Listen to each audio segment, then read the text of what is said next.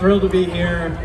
Today I'm making a recipe from my cookbook. I have to say, this is my second time holding this book. I don't even own a copy, so very special moment. We're making my Nonna's meatball sub recipe. So, growing up, I was born in Italy, spent my summers in my Nonna's kitchen. So this recipe is very near and dear to my heart.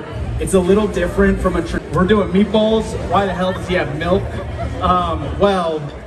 So what we're doing here is we're doing bread soaked in milk. And this is to replace traditional dry breadcrumbs. And the secret with this is by using milk-soaked bread, your meatball will end up being lighter and just juicier. It sounds ridiculous, but it's what Nonna does, and she's really old, so she's been doing this for many years. So we'll start by using just the insides of the bread. So what we're gonna do here, we're gonna just start, basically just give it a rough under part. I have probably half a loaf here. So just gutting this here. And this is the first step of the recipe because it takes a little bit of time for the milk to really seep through the bread.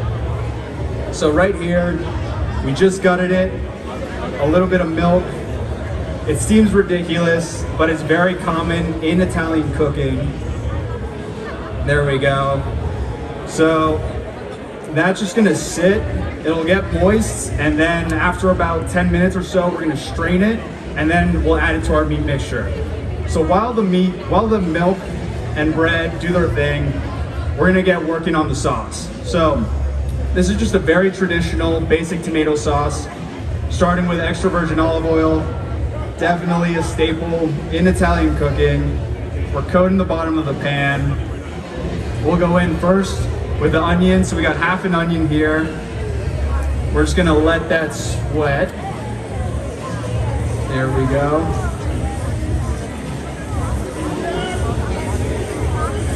Let that go for a second, and then while this goes, we'll talk through the rest of the ingredients. So once the onions go, then we'll add the garlic.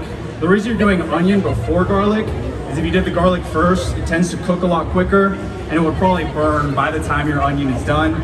So we're gonna let the onion sweat, then add the garlic, then the tomato, and then we'll get going with our meat mixture. Now, I'm making Nonna's meatball sub recipe. I have a slight admission to make. Nonna does not make meatball subs. It's not a very Italian dish. Who here's been to Italy? That go for a little bit. Here we go. Now, I feel like when it comes to tomato sauces, everyone has their own certain method. My dad, who is Chinese, so I'm half Italian, half Chinese, he grew up in Italy, he spent a lot of time there. He makes his tomato sauce with just garlic, which tends to be a little bit more bitter. So if you make this sauce, you'll tend to find it's a lot sweeter. Definitely should not be wearing white today. We'll see if I can get by without spilling anything on it. And now we're just gonna fill the can about halfway with some water. Really just get any residue left over of the tomato. That'll go in. And now, second tip and Nonna's little trick here is we have some sugar. And the reason we're adding just a decent pinch of sugar here is it really cuts through the acidity of the tomatoes. So although we added the onion, which naturally has a little bit of sweetness, adding the sugar just makes it even sweeter. It's a sweet sauce, okay? If you don't want it crazy sweet, just don't add the sugar. Really just taste and season as you go. So sugar's in. Obviously we'll go in with some salt and pepper. I'm gonna adjust my headset. I have no experience with this thing. I feel like Madonna up here. Here we go, hopefully that stays. Can you hear me? All right, so sauce is going. So while that goes, we wanna give this usually about 10 to 15 minutes, which is a perfect amount of time to make our meat mixture. So, remove the bread aside. We can start adding our ingredients. So we have ground beef. There we go, and then sausage. Sausage is a great way to just add fat and more flavor to the recipe. I feel like a lot of meatball recipes, you'll see definitely more than just one type of meat. You'll see pork, beef. I think just the combination of sausage and beef is the perfect amount of lean and fattiness and still keeps really good structure within the meatball. So the meat is in. We'll add our Parmigiano Reggiano. Love this stuff. This to attack more garlic. An egg as a binder. And then we will also mince up some parsley here. There we go. Let me get a knife.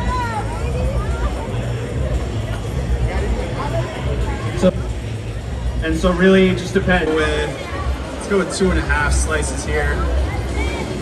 Nah, let's just go with 3, why not? More the merrier. Now, you can throw this in the oven, broil it, or you can get yourself one of these. Now this is a torch with a Searzall attachment. Two reasons why I love this attachment here. One, it just looks so badass. This thing is nuts, right? And two, if it did not have this attachment and we were to torch it, you would be left with a butane flavor. I don't know about you, I don't really like the taste of butane. I also don't know if it's healthy for you, so don't do that. Having this metal cage here,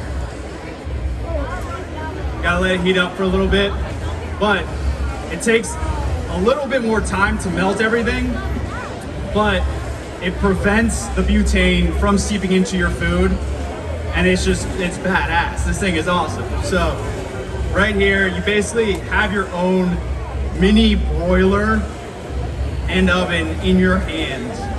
A lot of power.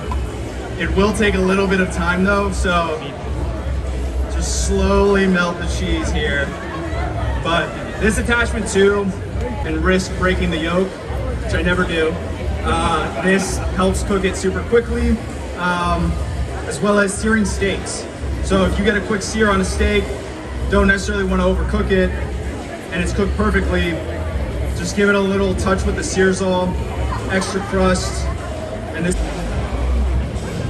I don't know about you, but meatball subs to me, they're all time. I grew up eating them. Admittedly, Subway was my go-to for meatball subs. I don't eat there anymore, I promise. I'm a Jersey Mike's guy. But here we go. So you can see that was maybe like. I got this. Really good. Really good.